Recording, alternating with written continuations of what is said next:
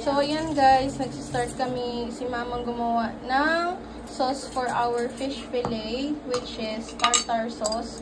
So, meron na yung pickles, garlic, ilagyan ng kalamansi. Pwede nyo rin gamitin lemon, pepper, and nilagyan na yan ng asin. And mayonnaise guys. Ayan. So, ganyan siya.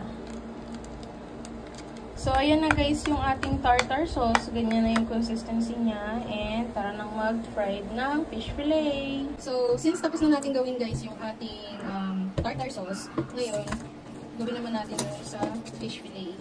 So, lagyan natin, ayan yung fish fillet.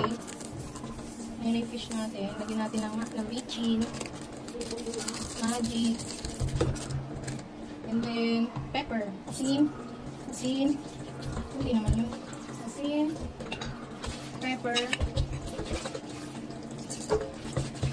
and itlog, isa, and then harina, and then cornstarch. Dagdagan ko cornstarch. Dagdagan ko pa. Isa pang ganitong kutsara. Oh, hindi pa. Dagdagan ko ng flour. Tingin mo. So, ayan guys, haluin na natin.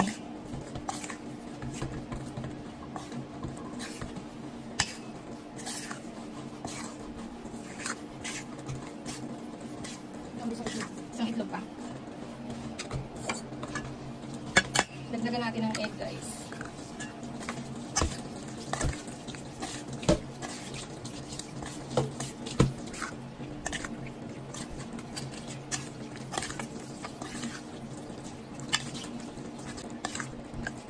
So, ayan na guys. Prito na tayo. So, ayan siya guys. Tapos, lalagyan natin ng breadcrumbs. Okay? Ganato. Waka! Step by step. Ayan. Ganyan lang siya.